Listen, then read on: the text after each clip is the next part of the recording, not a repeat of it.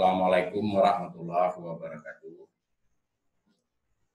Bapak, Ibu, saudara-saudara yang saya hormati, hari ini kita kembali melakukan kuliah daring, kuliah online, masih membahas tema besar pertumbuhan ekonomi Indonesia. Untuk kali ini kita membicarakan tentang PDB per kapita, produk domestik bruto per kapita, dan beberapa konsep atau indikator lain yang terkait.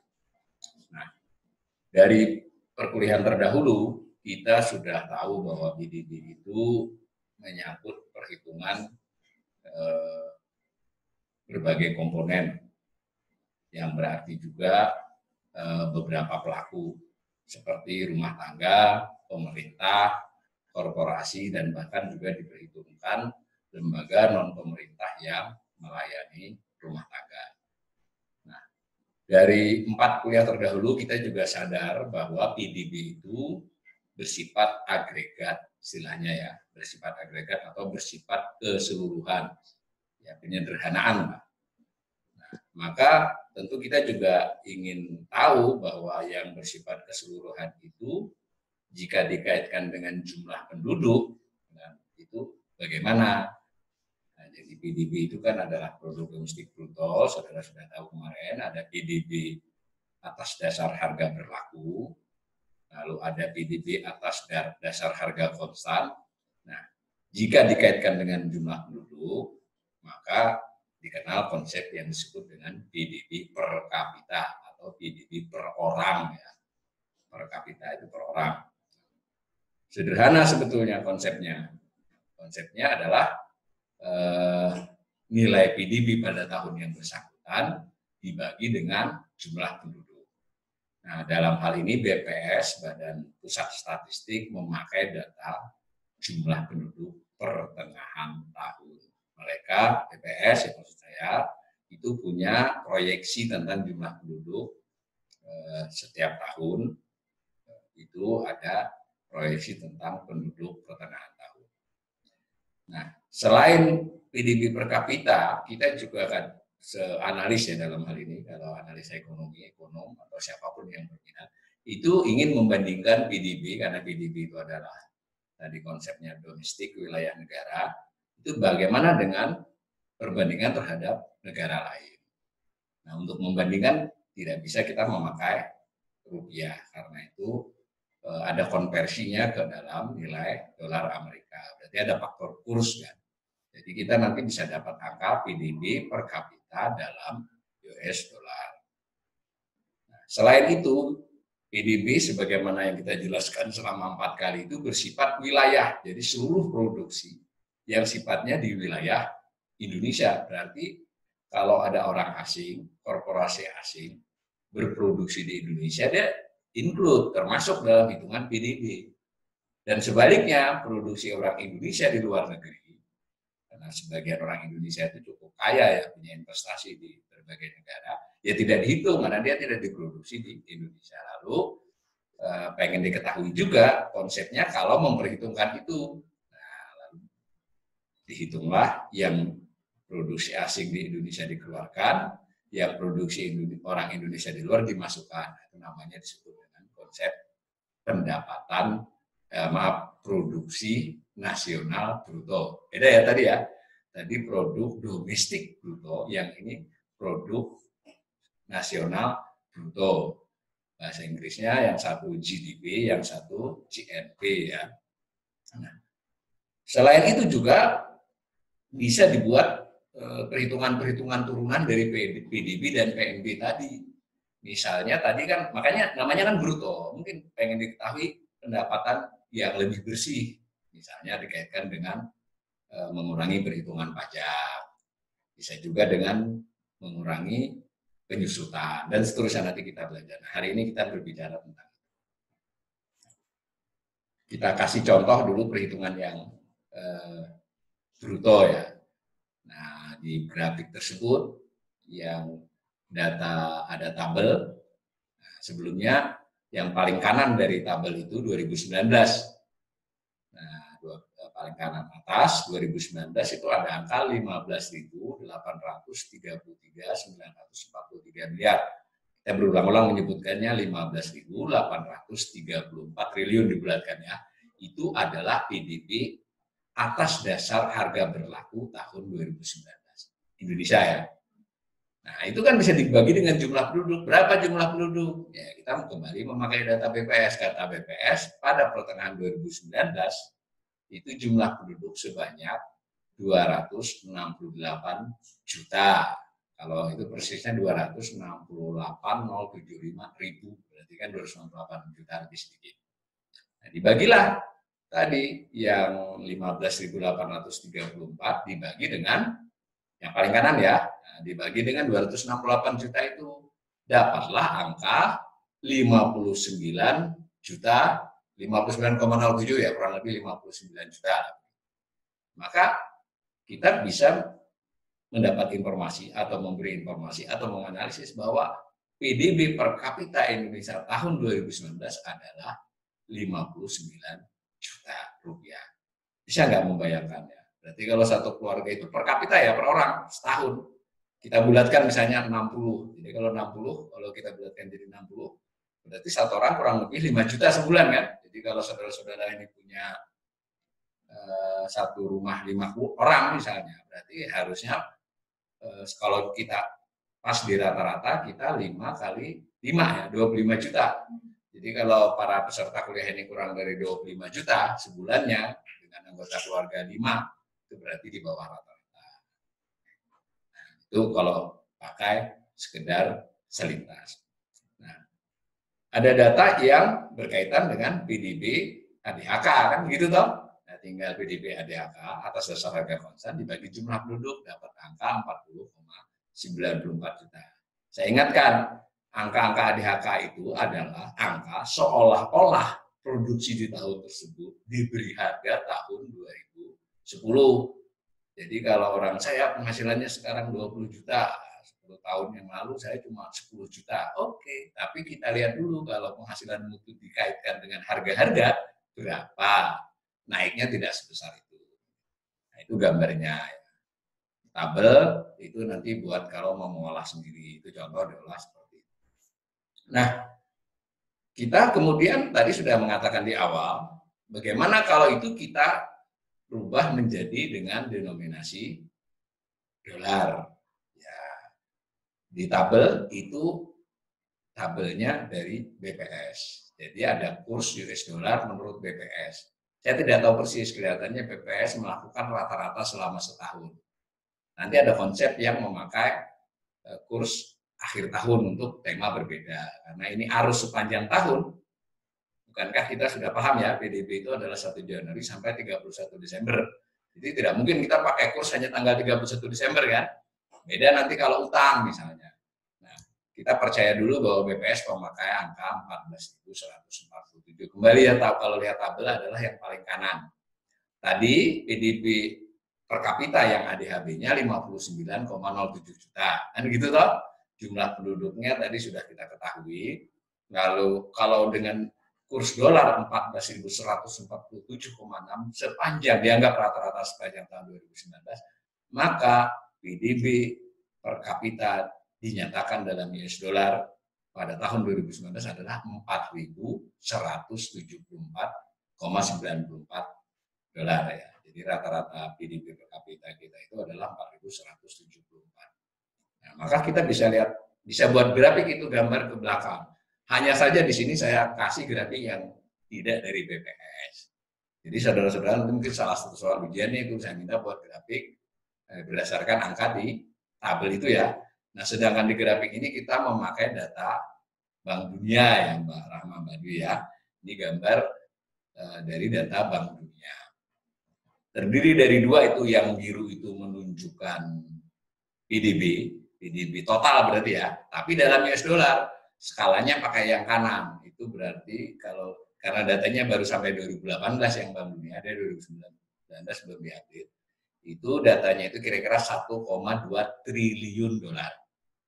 Ya tadi yang kalau ini kan bukan pakai 15.834 ya, karena pakai 2018 itu cuma berapa?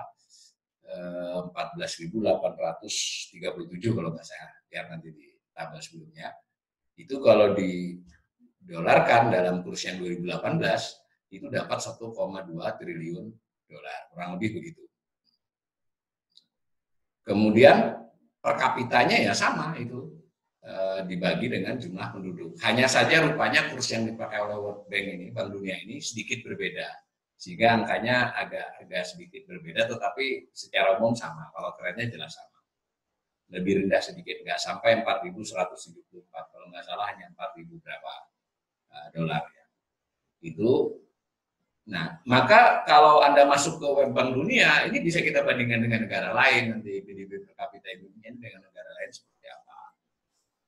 Nah, itu tentang PDB per kapita. Tapi sebagaimana yang kita sudah utarakan di depan tadi, PDB itu kan konsepnya wilayah. Bagaimana kalau kita ingin tahu ya pendapatan penduduk Indonesia, penduduk itu pengertiannya tidak hanya orang ya, tapi juga badan usaha. Dan bahkan definisinya kadang tidak ada juga definisi yang tidak sepenuhnya memakai kewarganegaraan dalam arti paspor ya, tapi misalnya kalau dia sudah lebih dari setahun dianggap penduduk dan seterusnya. Kita anggap saja yang namanya penduduk itu adalah yang Indonesia, baik orang maupun korporasi atau perusahaan. Nah, yang 15.384 tadi dihitung dulu yang orang Indonesia keluar berapa. Jadi produksi orang pihak non Indonesia di Indonesia dikeluarkan, kemudian produk pihak Indonesia di luar negeri dimasukkan. Jadi orang-orang seperti grup-grup besar itu, saya kelihatannya tidak etis saya menyebut nama, mereka investasi di luar ya dapat ke sini. Nah, secara umum sebagaimana mungkin sudah saudara-saudara juga secara common sense membayangkan, ya lebih banyak produk orang asing di sini dibandingkan produk orang Indonesia di luar. Nah, lalu dapatlah angka neto. Neto itu bersih ya, dapatnya itu kira-kira 474 triliun untuk 2019.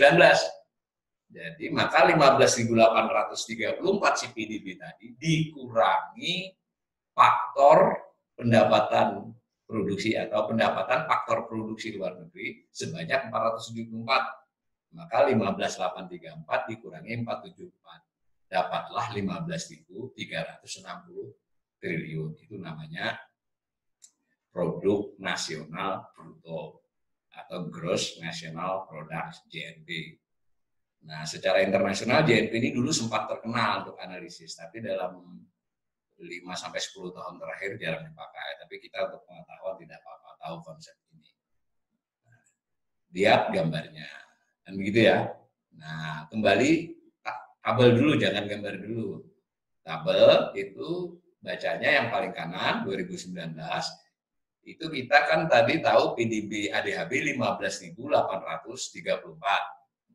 Jadi lama-lama hafal nanti kita.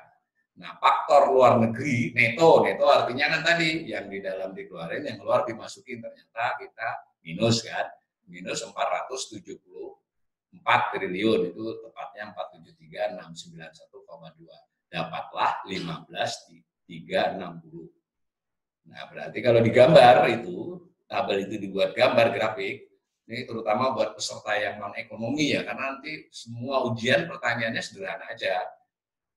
Jawab pertanyaan berikut dengan grafik dan sedikit narasi. Pasti begitu, karena itu saya sediakan angka-angka, tepatnya saya dan dibantu oleh 2 asisten saya ini untuk menyediakan angka-angka yang bisa diolah. Kalau saudara-saudara mau lebih maju, masuk ke web yang bersangkutan, dalam hal ini BPS dan World Bank. Mungkin bisa mengolah lebih panjang, tapi umpama memanfaatkan PowerPoint yang kita miliki ini juga sudah bisa. Nah, maka dapat itu yang biru paling kanan, ya toh, 59,07 juta tadi yang biru paling kanan. Tetapi kalau pakai konsep PNB itu hanya 57, berapa itu Mbak? 57,30 juta. Lebih kecil ya.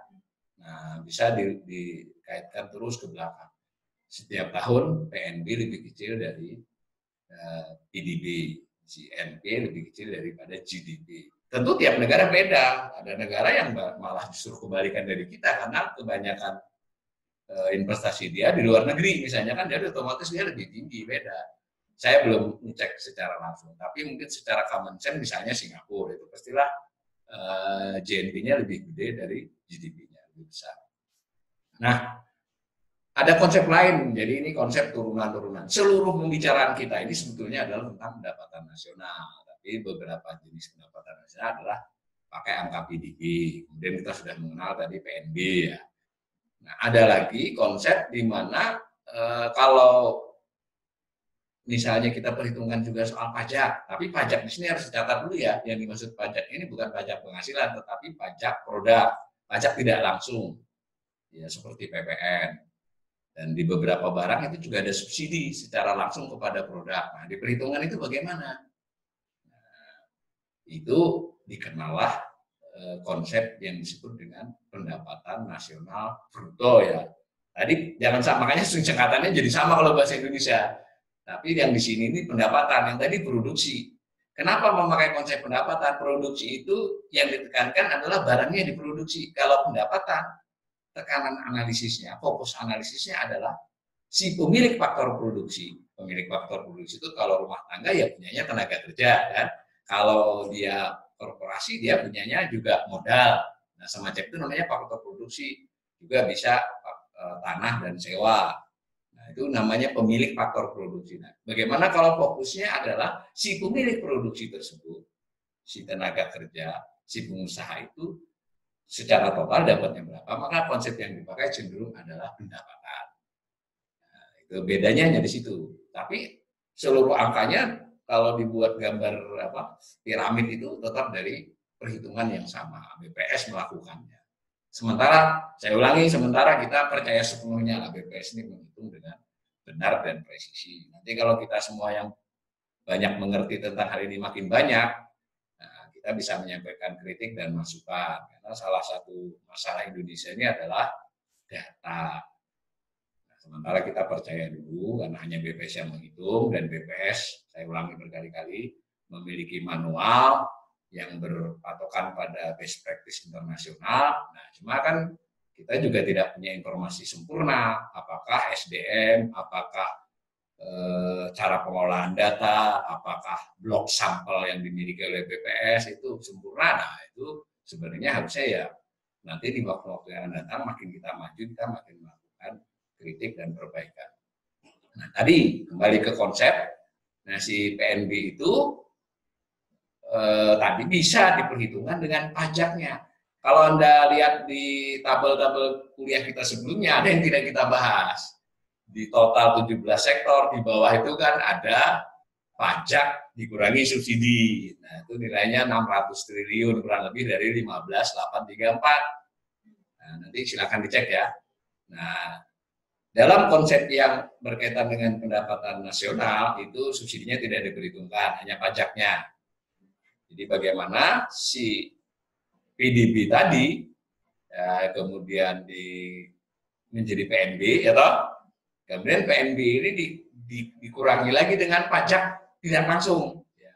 Pajak tidak langsung loh, jangan pajak penghasilan yang senilai 723,65 triliun pada tahun 2019. Nah, semacam itu. Nah, konsep itu disebut dengan pendapatan nasional. Ada angkanya enggak ya? Ya tinggal 15 berapa tadi, saya lupa. Saya ulangi, berarti pendapatan nasional itu tadi PDB menjadi PNB. PDB menjadi PNB adalah dengan menghubungkannya dengan pendapatan luar negeri neto, ya toh? Kemudian ketika itu dikaitkan lagi dengan pajak, tidak langsung dapatlah konsep pendapatan nasional. Nah, pendapatan nasional ini dianggap sebagai balas jasa kepada faktor produksi. Dalam bahasa ininya disebut dengan Gross National Income, GNI. Jadi kita sudah GDP, Gross National Product, kemudian Gross GDP ya, Gross Domestic Product, kemudian GNP, Gross National Product. Nah, ini ada Gross National Income. Nah, BPS memakai istilah sebetulnya BPS ini tidak mempublikasi data terkait dengan GNI. BPS maju selangkah lagi, ada konsep yang disebut dengan pendapatan nasional. Maaf, saya naik ke atas. yaitu setelah memperhitungkan pajak, dalam setahun produksi sebuah negara, dalam hal ini Indonesia, itu ada penyusutan atas barang-barang modalnya. Kan mesin ada yang aus, bangunan ada yang berkurang nilainya karena makin rapuh dan seterusnya, terutama mesin dan peralatan dan berbagai barang modal tetap lainnya. Itu oleh BPS dihitung. Nah, nilainya untuk 2019 cukup besar, 3.168 triliun. Jadi penyusutan atas barang-barang modal. Nah, BPS menghitung itu tadi PDB, lalu jadi PNB, PNB lalu jadi pendapatan nasional, jadi JNI, itu masih bersifat bruto, gross kan.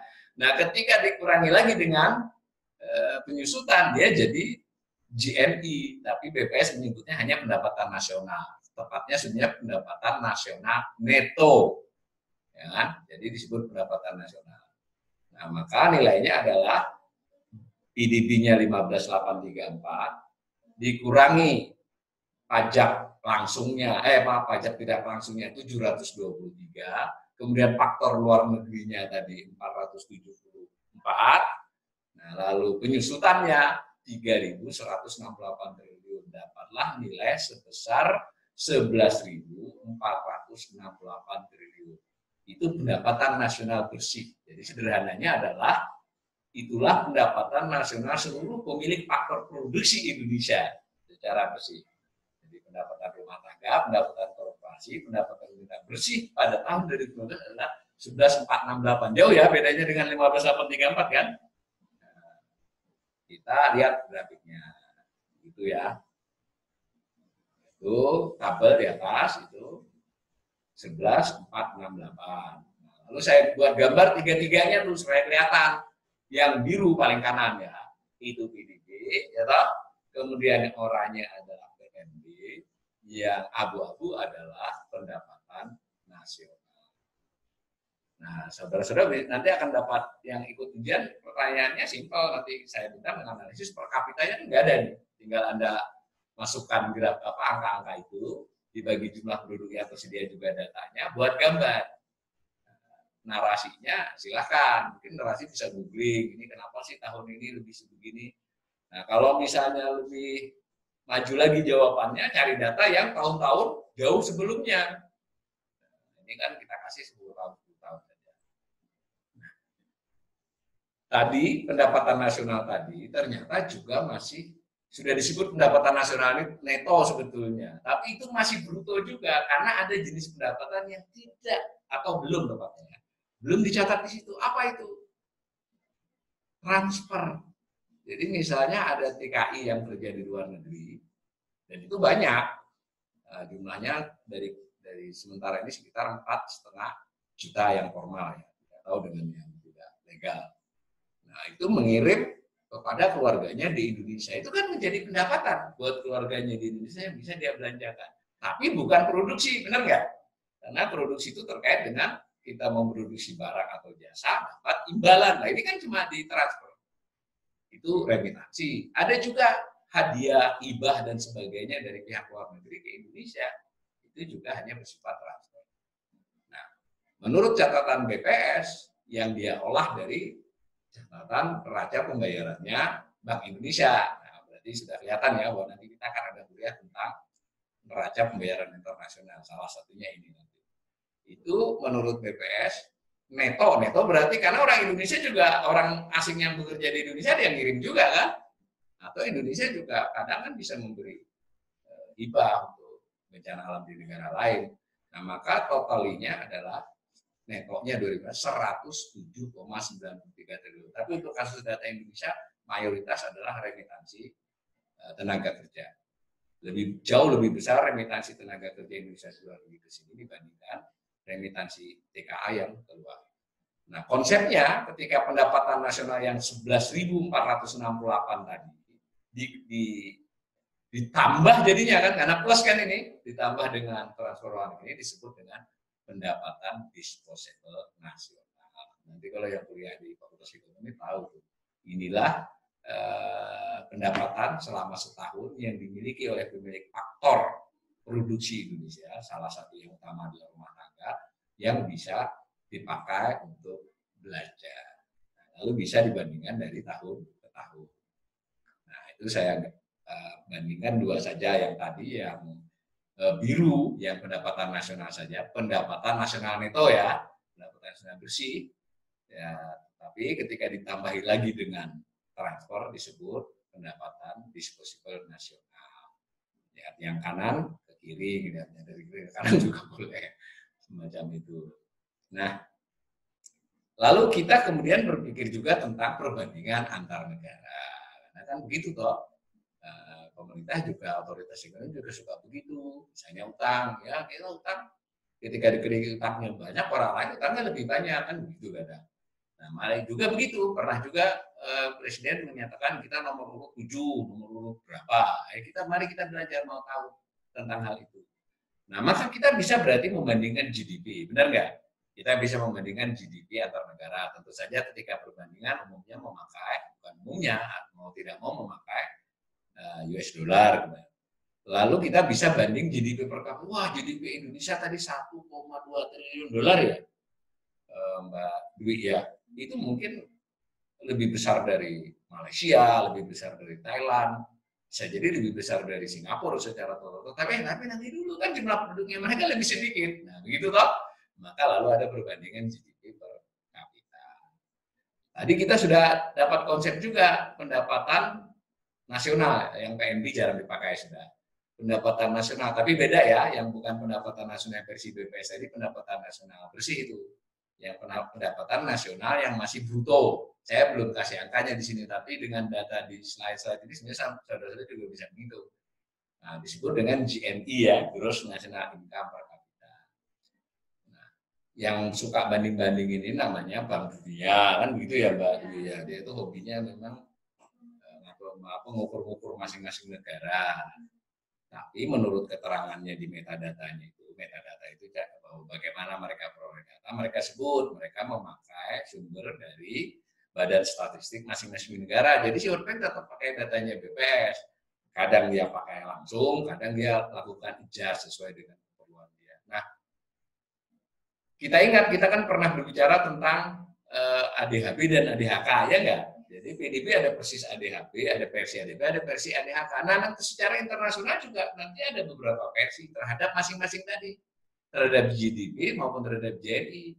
Ada versi yang sifatnya murni current ya, artinya benar-benar tadi jumlahnya PDB atau PDB per kapita negara tersebut dikaitkan dengan kurs. Nah, itu aja cukup. Bandingan antar negara itu bisa.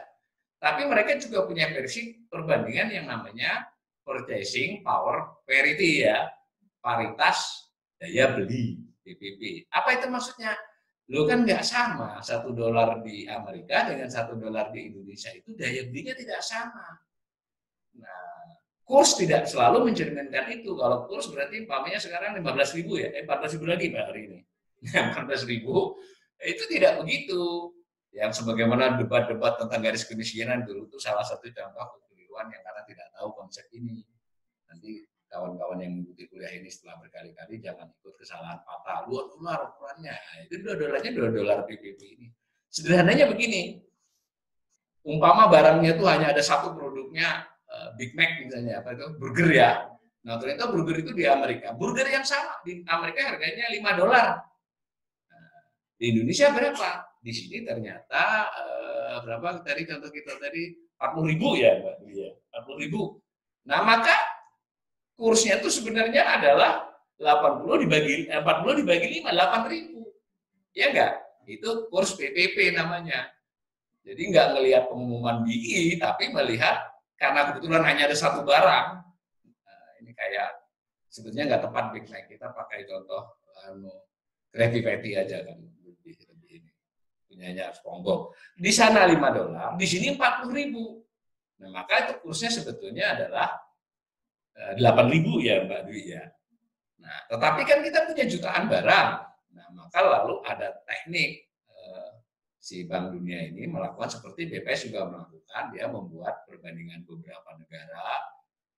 Nanti suatu saat kita akan diskusi tentang itu, berapa puluh negara yang dipakai patokan. Indonesia salah satunya, lalu juga barang-barang apa saja, lalu dibuat kurs PPP, gitu ya. Nah, kurang lebih kurs PPP Indonesia sekarang ini kalau tahun 2020 hanya sekitar 6.000, bukan 14.000. Jadi kalau Anda mau bicara garis kemiskinan 2 dolar itu misalnya, itu bukan 2 kali 14.000, tapi 2 kali 6.000. 6.000 kurang sedikit bahkan. Nah, baik, kita tidak bicara kemiskinan, kita bicara GDP, berarti si GDP-nya yang US dollar tadi disesuaikan dengan PPP. Maka ada GDP per kapita PPP. Nah, PPP ini juga sama seperti harga konsan. Ada tahun 2010, 2000. Nah, ini kebetulan yang Bank Dunia ini pakai 2011 dan terakhir sudah ada update 2017. Harga database 2017 baru mulai keluar 2020 ini loh. Sehingga kebanyakan data masih pakai 2011. Maka ada nilai PDB, GDP ya, GDP per kapita dolar yang PPP current, ada yang PPP. PPP-nya juga ada PPP current, PPP konstan. Nanti kita ini aja, sekedar informasi saja dulu. Tidak puas dengan itu, ternyata kan bukan hanya soal daya beli, tapi juga ada soal kurs, soal kombinasi harga, inflasi dan sebagainya. Maka Bank Dunia memiliki keranjang juga untuk membandingkan antar negara yang disebut dengan metode Atlas, yang mempertimbangkan tidak hanya PPP tadi, tapi berbagai hal.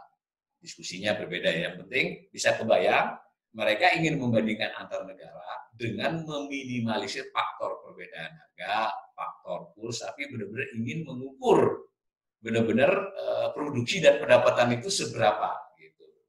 Disebut metode Atlas. Nah, ini yang banyak kurang dipahami bahwa salah satunya adalah perbandingan antar negara disebut dengan low income, middle income itu tidak pakai PDB biasa, tapi PDB metode Atlas. Nanti kita lihat contohnya.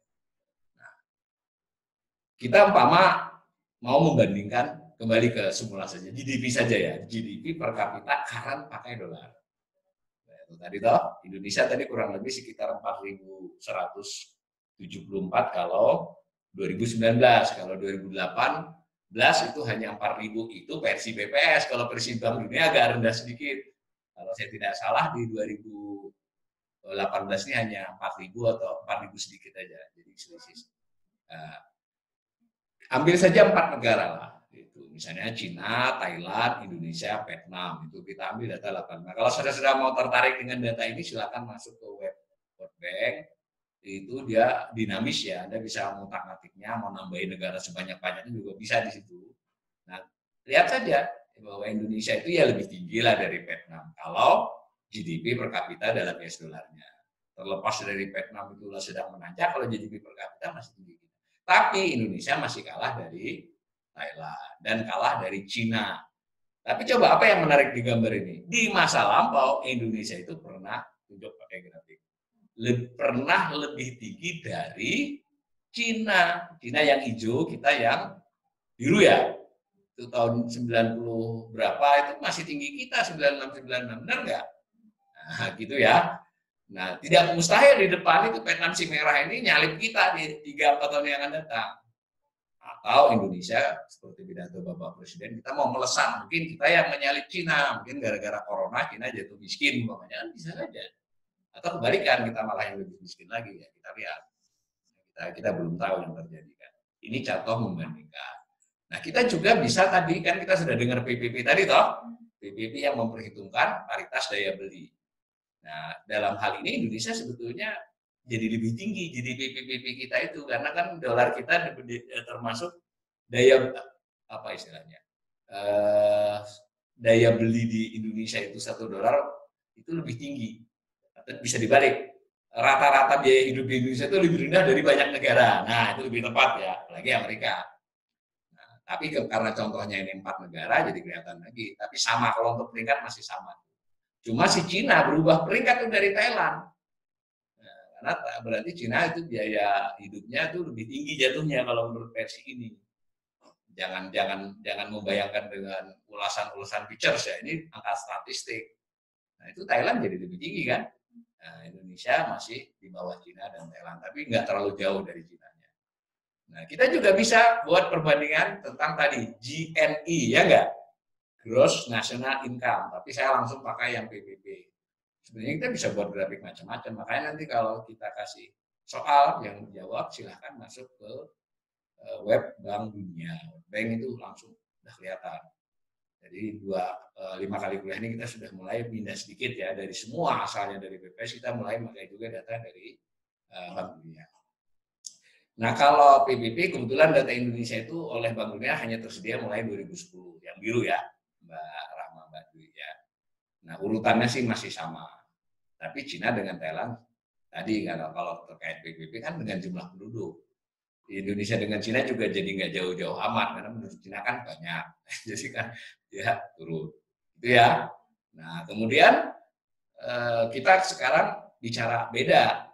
Udah jangan bandingin antar negara. Dengan rata-rata bagaimana? Kan begitu loh. Kalau saya awalin misalnya kan saya ini di atas atau di bawah rata-rata pendapatan penduduk Indonesia. Nah, maka kita bisa dari sumber yang sama dari World Bank, PDB per kapita kita itu dibandingkan dengan rata-rata dunia. Rata-rata dunia berarti mulai dari negara kaya, mau Amerika, mau siapapun per kapita, tapi juga ada Somalia, ada negara-negara Timur Tengah dan seterusnya. Itu gimana? Nah, ada grafiknya. Sudah kelihatan grafiknya ya? Ternyata Indonesia itu PDB per kapitanya di bawah rata-rata dunia ya. Dan kecenderungannya agak sedikit menjauh toh. Yang birunya naik ke atas, kita mulai turun. Jadi saya juga agak kurang paham itu para pemberi masukan kepada Pak Presiden tentang GDP per kapita segala itu. Bahwa pada faktanya kita lebih rendah dalam hal ini. Kalau PDB-nya total, iya karena penduduk kita banyak kan. Kalau penduduk kita dengan Singapura aja gede kita PDB-nya karena kita jumlah penduduknya banyak banget kan. Tapi kalau per kapita beda lagi. Nah itu PDB per kapita. Lalu kita juga mau Gini, tadi kan ada Gini toh. Nah Gini per kapitanya bagaimana? Ya masih juga Indonesia di bawah dunia. Gitu ya. Nah, lalu tadi saya sudah singgung ada metode atlas, karena inilah yang dipakai untuk mengklasifikasikan suatu negara masuk low income kah, lower middle income kah, upper middle income kah, atau high income ya. Itu pakainya adalah metode atlas. Kalau pakai current ke PPP itu agak banyak perubahannya, karena tergantung ini kan, tergantung daya beli di masing-masing negara atau biaya hidup masing-masing negara. Ketika PPP ke atlas itu lebih sedikit perbedaannya. Nah, Bank Dunia pakainya metode atlas karena dianggap lebih komprehensif. Nah, kalau secara rata-rata kita juga jauh tuh. Terus sengaja saya tulis itu kalau 3.840 ya kalau pakai metode atlas. Ingat, tadi kalau yang pakai current kan sekitar 4.000 kan. Nah, itu untuk perbedaannya. Terutama 2018 ya.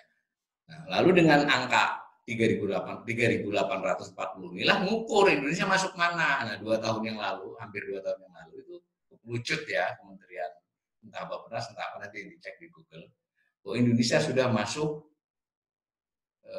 upper middle income. Jadi sekian lama kita tuh lower, ada 4 ya, low income, lower middle income, upper middle income. Jadi bawah, menengah atas, lalu atas. Kita udah kelamaan di menengah bawah. Sempat bangga karena ada pengumuman BPS itu tadi loh, BPS bahwa PDB per kapita kita dinyatakan dolar sekian, wah berarti sudah melewati batas. Nah ternyata BPS kan pakainya current, bukan atlas. Nah nggak apa-apa ini disorot Mbak yang definisi ini. Nah dan ukurannya si World Bank ini tiap tahun berubah meskipun sedikit ya perubahannya kayak garis kemiskinan tuh loh, berubah. Meskipun sedikit-sedikit kalau perubahan tiap tahun. Itu ukurannya untuk 2020 dipakai ini nanti 2018, 2019 itu sedikit berbeda tapi mirip. Coba lihat itu kalau mau tahu Indonesia ini sekarang masuk mana ya pakai ukuran ini. Kalau kita kurang dari 1025 itu kita berarti low income. Kalau kita 1026 sampai 3995 kita lower middle income kan gitu. Kita masih masuk itu. Mepet sih sudah hampir ke upper. Tapi belum. Dan bisa saja naik sebentar turun lagi karena ada faktor kurs segala macam kan. Nah, ini ya. Nah, sebagai penutup ini saya tadi nggak sempat nyari ini dari Twitter saya saja saya ambil. Berarti kan saya pernah mengolah ini, cuma laptop saya ini kadang data-data olahan tersembunyi di mana. Waktu itu gegeran yang Pak Jokowi sambutan ya, pas apa itu pas pelantikan atau apa bahwa Indonesia itu nomor ranking 7 GDP PPP-nya, kan gitu toh. Lalu nomor berapa? Nah, sini saya tulis di Twitter itu, iya kalau total GDP PPP-nya, PPP ya, bukan GDP current ya. Dan tadi saya sudah ingatkan, kita kalau GDP PPP cenderung lebih tinggi karena biaya hidup di Indonesia lebih rendah. Nah, itu sampai 3,5 triliun kita kan. Padahal GDP current-nya hanya sekitar 1,1 waktu itu, 1,1. Jadi hampir 3 kali lipat. Nah, dengan ukuran itu kita ranking 7, benar itu Pak Jokowi tidak salah. Tapi kalau kita bicaranya dibagi jumlah penduduk, ya kan, dapat 3894, itu kita ranking 118. Gitu loh. Nah, lalu kalau PPP, jadi per kapita, nah itu yang tadi ini agak ada yang GDP per kapita 3894, itu murni current itu sebenarnya. Nah, lalu yang kalau PPP per kapita, itu kita masih ranking yang GDP-nya ya. Ini salah ketik itu, mohon di ini ya. Itu yang 13.080 itu, oh iya benar ya Mbak Dwi ya, benar ya GDP PPP per kapita karena 3.500 dibagi jumlah penduduk kan, itu kita kalau itu kita ranking 99. Nah itu data saya perlihatkan ada hitungan PDB per kapita, semua ada pakai dolar ini ya, PDB per kapita dunia, PDB PPP per kapita. Jadi kita diukur apapun dari garis yang dunia itu kita masih lebih rendah. Mudah-mudahan ini segera seperti bagaimana mimpi presiden itu, mudah-mudahan memang berhasil diwujudkan bahwa kita nanti nggak hanya totalnya yang ranking tinggi, tetapi per kapitanya ranking tinggi juga, kan begitu. Tidak hanya yang current, tapi juga yang PPP, bahkan yang GNI. Begitu saudara-saudara, mudah-mudahan kuliah hari ini ada manfaatnya. Soal tanya jawab sekali lagi silakan ikut di grup WhatsApp, dan sejauh ini saya membaca grup WhatsApp kadang saya sempatkan itu kawan-kawan yang menjawab itu, jadi ada beberapa yang dalam hal detail lebih ahli dari saya, mereka malah yang banyak jawab itu sudah benar banyakkan jawaban. Kecuali saya lihat salah baru saya ikut menjawab. Nah, begitu juga kalau nanti saudara-saudara tertarik mengikuti ujian setiap satu topik atau 2 topik, itu maksudnya adalah agar saudara-saudara bisa melakukan analisis sendiri dari data-data ini atau data-data yang saudara tambahkan dari kesempatan lain. Pertanyaannya juga bersifat terbuka, dan tadi saya sudah bicara dengan Mbak Rama dengan Mbak Dwi, nanti kalau ada pertanyaan terbuka, 5 atau 7 pertanyaan, itu boleh memberi jawaban, diberi waktu 3 hari 3 malam. Bayangkan ujian beri waktu 3 hari 3 malam. Dan kita tidak membuat pendaftaran dulu, kita anggap yang mengirim jawaban itu berarti mendaftar. Jadi nggak usah sungkan-sungkan, lihat saja kalau kira-kira suka.